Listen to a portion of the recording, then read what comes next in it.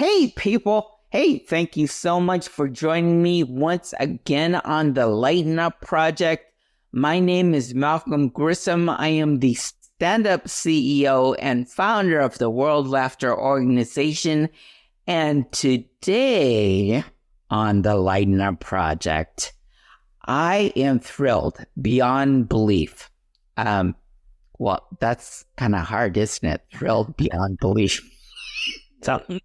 But no, I'm thrilled. I'm thrilled to bring to you one of my mentors, one of my heroes in the comedy world.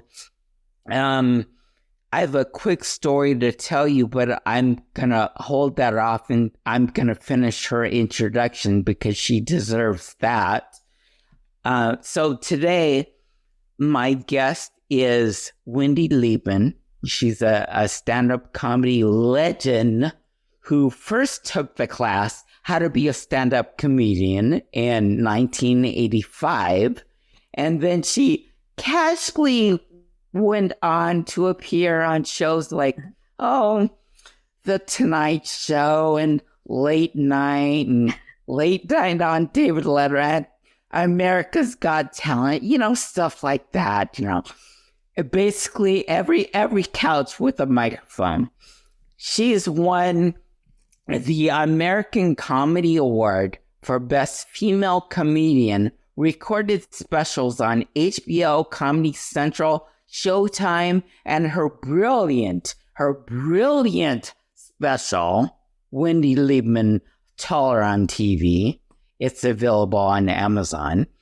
She lives in Los Angeles with her husband and her two rescued Dingoes. Dogs. And they are her people. We all have people. They are her people, even though they're not people. This episode we have it's all about comedy. It's all about timing and survival and the art of saying more by saying less. So let's lighten up and welcome Wendy Liebman. I'm thrilled too to be here, Malcolm. And I don't know if your audience can see behind me.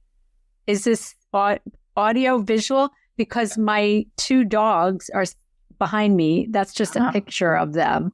But they are Jindos. They're rescued from a meat market in South Korea. And they are as trainable as a carrot. Wow. Okay. Never trained a carrot before. Hey, I guess that means they're very trainable. No. But they are hunters, and they once ate a recliner, and I can't imagine my life without them. Before them, we had JJ. He was rescued from Beverly Hills. When we got him, he was wearing Crest White strips and playing pickleball. Wendy, I swear. Are you snorting already? I am snorting already. Anyway, it's so nice to see you. Yes, it's great to see you. So let's get this out of the way first before I get to our story. I'm really excited to share with everyone the story of Wendy and how I met her and what she means to me. But first, we here play Two Truths and a Lie. Now, Wendy, because she's Wendy, and she does her own thing, baby. An overachiever. Yeah, that's right. She gave us 4 things. So I'm going to go ahead and read our 4 things, and then throughout the interview, you out there, please put on your detective hats and try and listen really carefully and see if you can figure it out, because at the end, she's going to reveal which is not true. Or wait, she's going to reveal, the lie. The lie, yes. All right. Okay. So here we go. She owns 8 pairs of Feedy pajamas. Feedy pajamas. You know what Feedy pajamas are, right? Yes. Okay. 8 pairs of Feedy pajamas. She once sold a Playboy to Dick Cavett. Maybe they don't know who Dick Cavett is. He was a talk show host. Yeah, he was. Exactly. Thank you. She once served a salad with a paper towel in it. Not the whole roll. Right? The whole roll. No. No, a paper towel. She would. I could picture that. Wendy coming in, serving the salad with a paper towel roll, but we're just talking one paper towel. So she served the salad with a paper towel in it.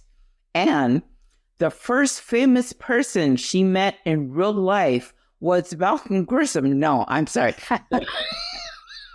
The first famous person she met in real life was Harry Belafonte. First person, Harry Belafonte. So one of those is a lie. Yes, one of those is a lie. And so we'll find out which. And I hate to lie. Like I probably lied a lot as a teenager and got away with it because nobody really cared what I was talking about. Which is why I'm a comedian, because I want people to listen. But I really only lie on stage. And what I mean by lying is I'll say I have a brother and I talk about my brother and he's in graduate school or he was adopted. We found him on the back doorstep when he was a baby. And we actually didn't find him until he was 16 because we didn't use that door. But I don't have a brother. But I feel like stand-up is my art. And you're allowed to lie in your art. Yes. But in real life, I try to be as honest as freaking possible. Am I allowed to swear on this or no? Probably not. Okay. Yeah. Circuits. Yeah, you can. The boss. Yeah.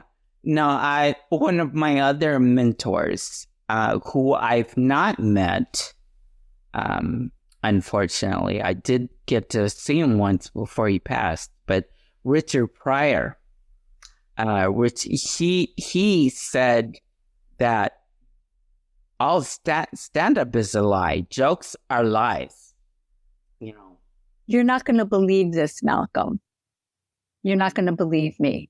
But when I was saying how Dick Cavett, maybe your audience doesn't know who Dick Cavett is. Yeah. I was going to tell you right after that I once talked to some kids from my college and they didn't know who Richard Pryor was. Now, granted, they're 20 years old, but not one of them out of 25 students knew who Richard Pryor was. And that made me really sad. And then somebody today told me that some kids didn't know who Linda Ronstadt was. And she probably has one of the greatest, tell me you know who she is. Oh, of course. One of the greatest voices of all time.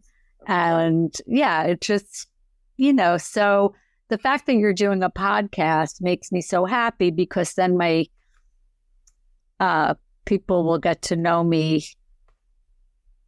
And this. Yes. And Richard Pryor, Dick Cavett, and Linda Ronstadt, at least, and verbally, we've talked about them. And so now they're going to be on the internet forever. That's right.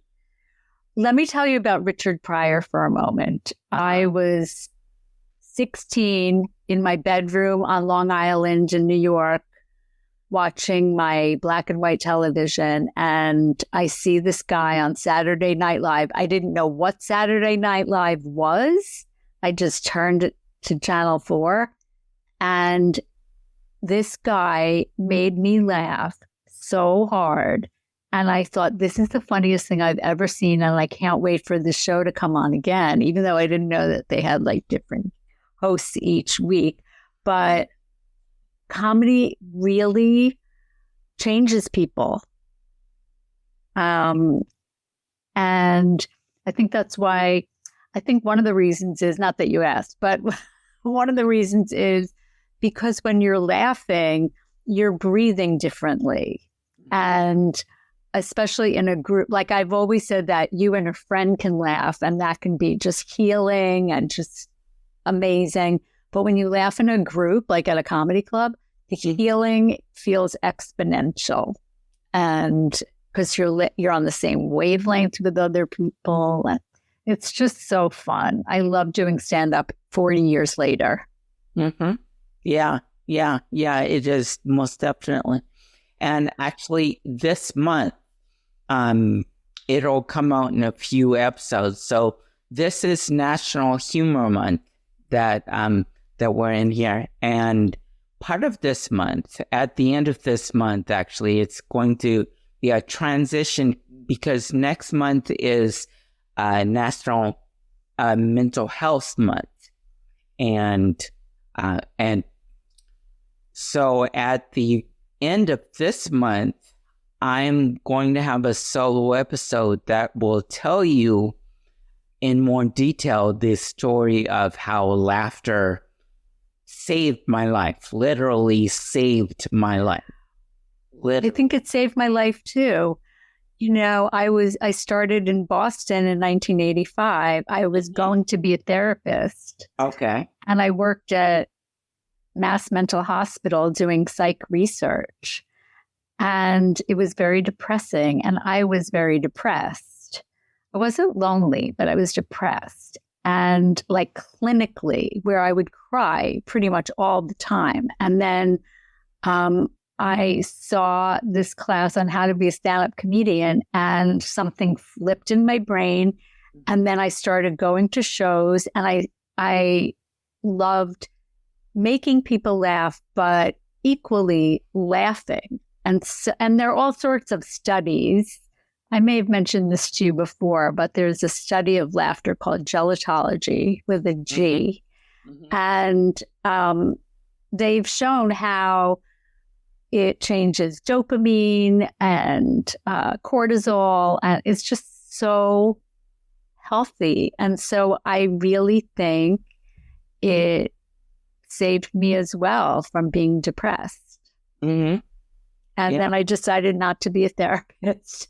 I'd rather make 100 people laugh than one person cry. Right. Well, this is your calling. This is your calling. Do you think people have a calling? Yes. Because I say, Wendy. You've been calling me? I've been calling you.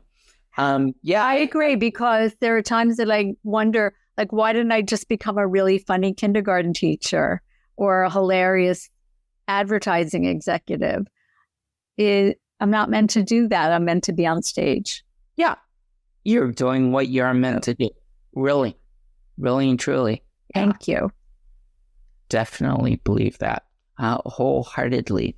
So for all of you out there who are, you heard me say I've got this story, and you're saying, well, Malcolm, tell us this story.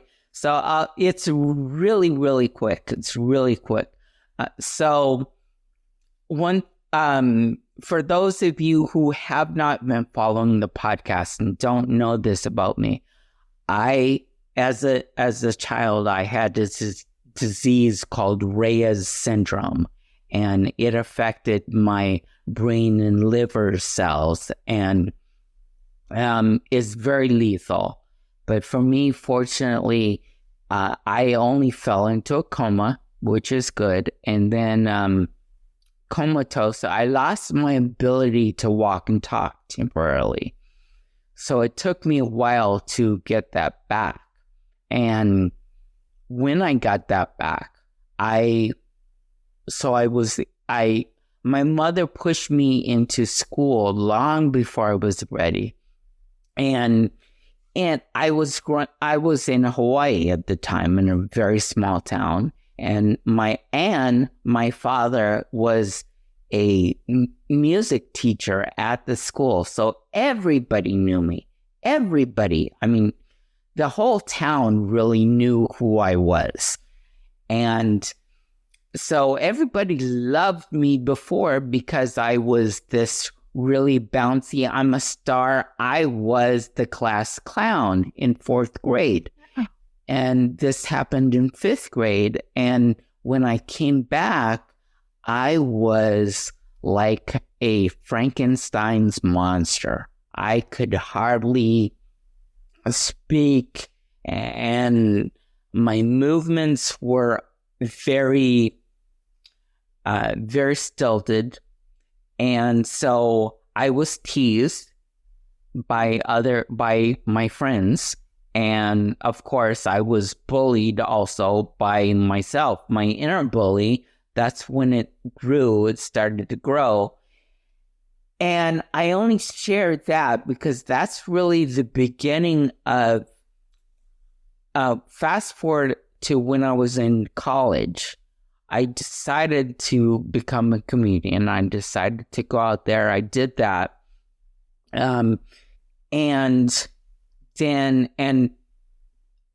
I quit doing stand-up because of this inner bully telling me, no, you can't do it, especially because I didn't have that timing.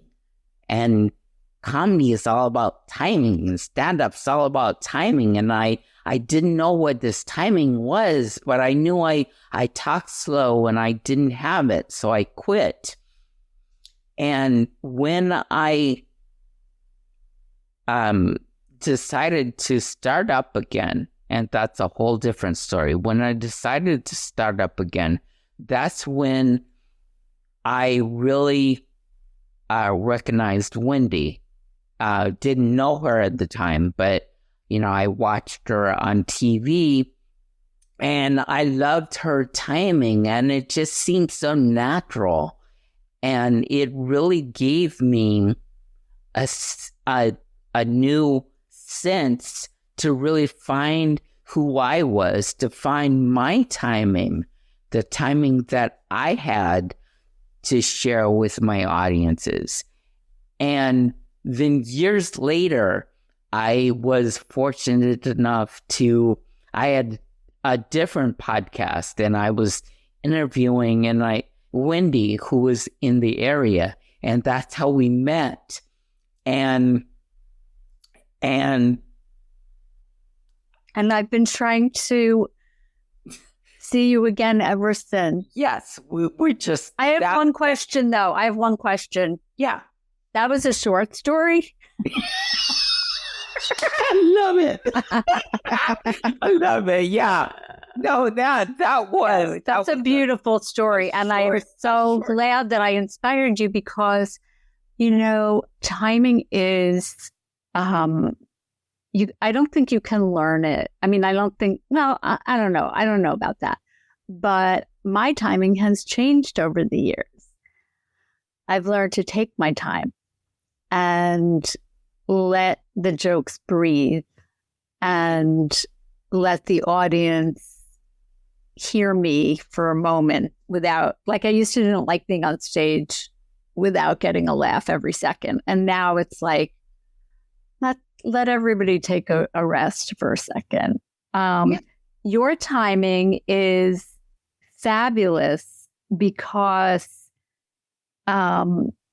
I often think like comedy is you ramp up some kind of, not problem, but not challenge. That's not the right word, but conflict.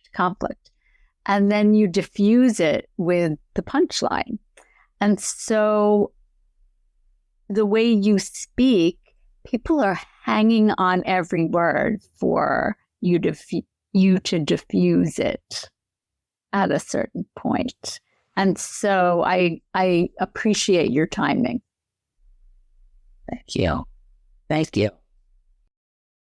Means a lot. Means a lot. Means a lot. Plus, we look funny. Yes. Yes.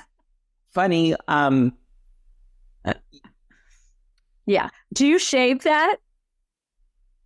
Yes. You shave it. I do. I saw a guy in Hollywood. First of all, the people where I live are, for the most part, hilarious and gorgeous. I saw a bald guy like you. He had shaved his head, and on his head, he had a tattoo that said toupee. Gotta love it. Gotta love it. Tattoo toupee. Toupee. Only in Hollywood. That's right. That's right. That is right. Wow. My goodness. My goodness. I'm missing California. I'm from New York, and right now it's like 7 degrees there or something crazy. Yeah. Not when this airs, because this is airing during National Humor Month. Right. National Mental Health Month. I was going to be a therapist. And instead, I just went into therapy. But lately, I've been coaching comedians online. Mm-hmm. And I feel like a little bit of a therapist. Yeah. Because I have to I want to hear all about them before I can make any suggestions or help them with material. So I do feel like I'm getting to be somewhat of a counselor without getting paid like my therapist. Right. Didn't go to school, but see that we were talking about calling, right? So somehow you had this calling to help people, and then you really found a way through stand-up comedy, but you're finding your way now. It's like a loop and full circle. Yeah, you're helping people one-on-one. One-on-one, and you're doing counseling-esque. Exactly. Right. And as you know, getting a laugh is addictive, right? So the first time I got a laugh, I was always in the plays in high school and college. And younger than that, I was Dorothy and the Wizard of Oz when I was 12. And then I was Eliza Doolittle in My Fair Lady. And then I did a little Shakespeare. And then in college, I played the part of a woman in a play called Uncommon Women and Others. And my character had all the funny lines at the end of every scene, like the punchline, the button. And getting laughs on stage, Malcolm, is addictive. It was. And there is nothing like it. And it's interesting because I can hear people like at a restaurant in a group laughing loudly. And I'm envious or jealous because I'm not making them laugh. That's crazy. But I like making people laugh. That's my favorite thing in the world. Well, just go up to those people, pass by, say, "Hi, here's my DVD." Right. So, you'll just laugh that way. You just won't be around. Right. If you think about it, most laughs come from a language of inside jokes, which is because we all know what we're talking about. In order to laugh, you have to know what the person is talking about. You have to speak their language. Now, I'm not saying I could tell a joke and people might not think it's funny, but they might know my language still. But when I'm in a club and I'm talking to the audience and I break from my, jokes and I talk to the audience, right. I love that because I'm in the moment. They know I'm just talking to those people. I'm just trying to make them laugh. And I could be talking about somebody who's sitting there. And so it's like a little inside joke with the audience, and they feel part of something. It's like a community. And that's what you're trying to do, build communities. Yeah. Yeah, most definitely. Most definitely.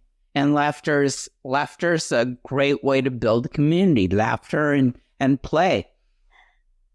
So Harry Belafonte really is the first celebrity that I ever met. Yes. It wasn't me. Oh my gosh. We went to see, I was like 5, and my grandparents took us to see the Chinese acrobats in New York City, like on Broadway. Right. And Harry Belafonte was a few rows ahead of us.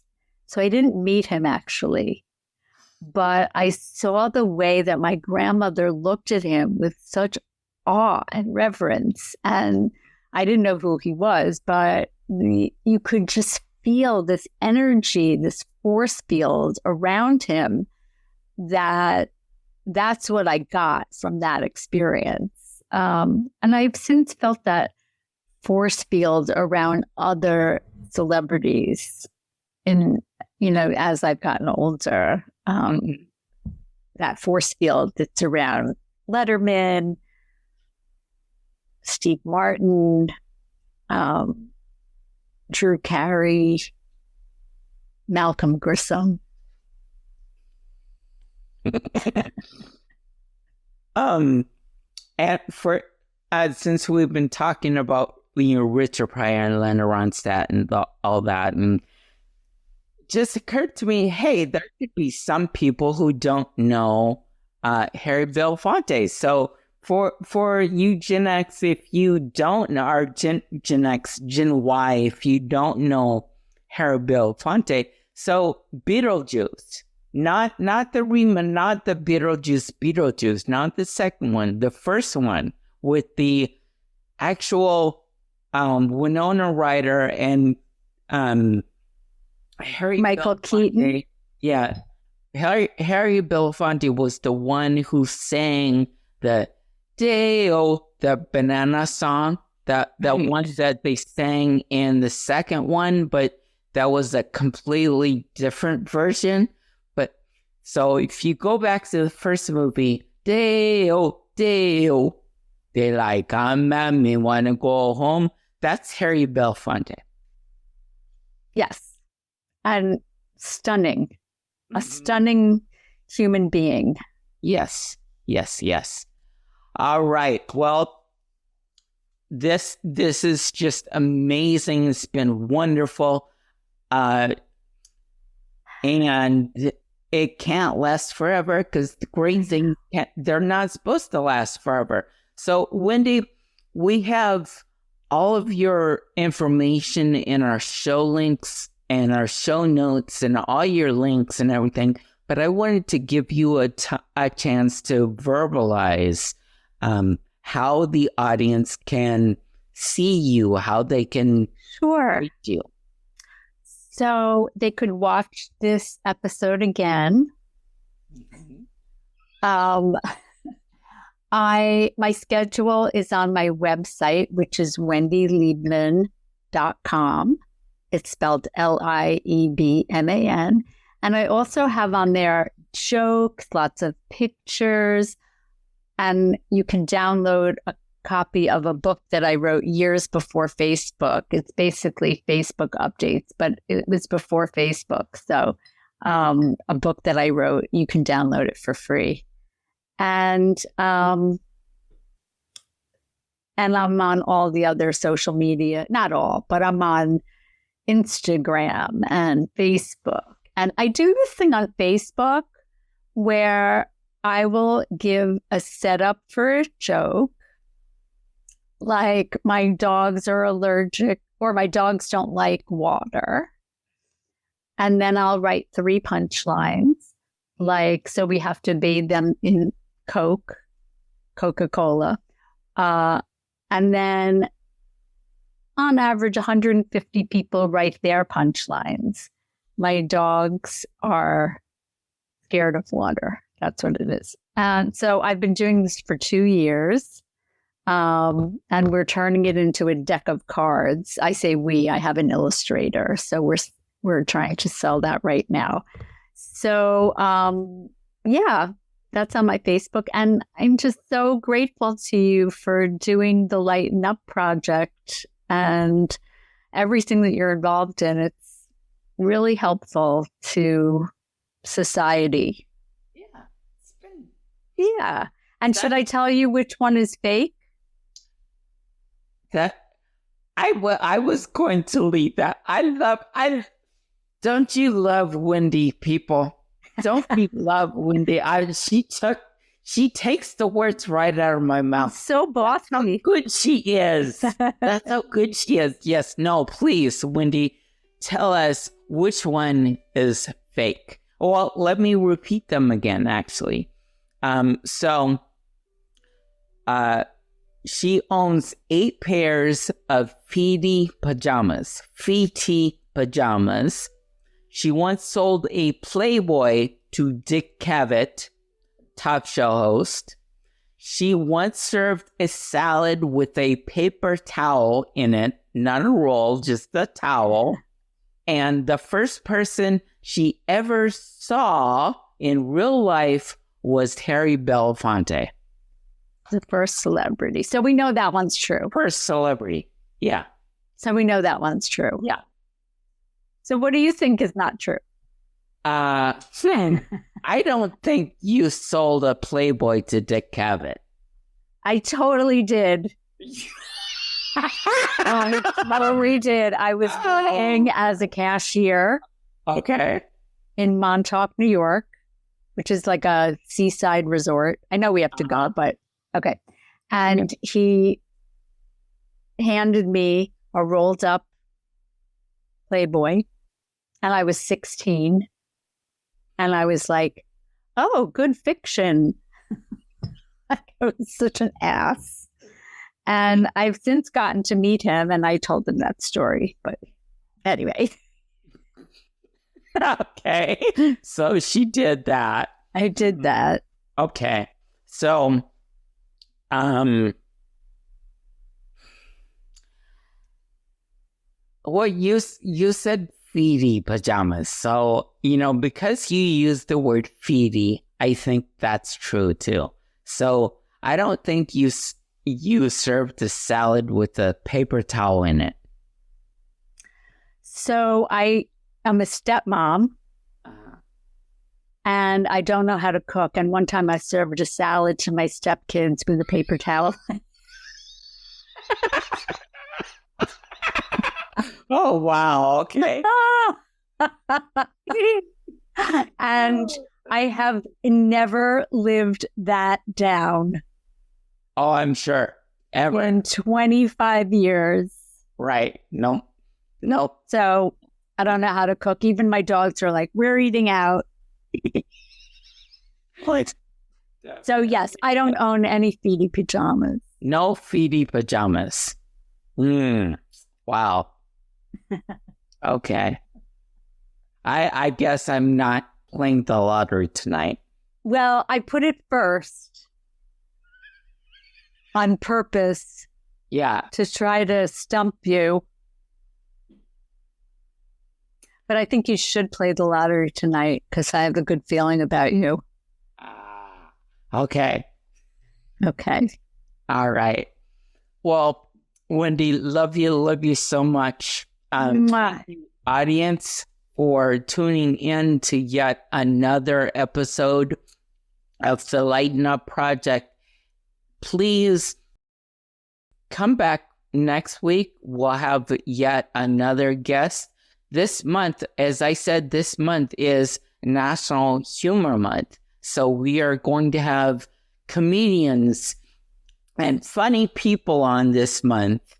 And we're going to transition that right into National Mental Health Month, when actually we will have a comedian, the mental health comedian, Frank King, will be on. Wow. We're just, we've got lots and lots and lots of great things. I take care of my peeps. I do. So please tune in next week. But until then, please remember that every smile can open a door, every laugh can open a heart, and every step can be your next victory. Until next week, I will talk to you later. Bye. Bye. Stressed out, stuck, or leading on autopilot? It's not a motivational problem, it's a connection problem. My weekly virtual improv classes boost engagement, collaboration, and retention, all while having fun. Register now for a complimentary month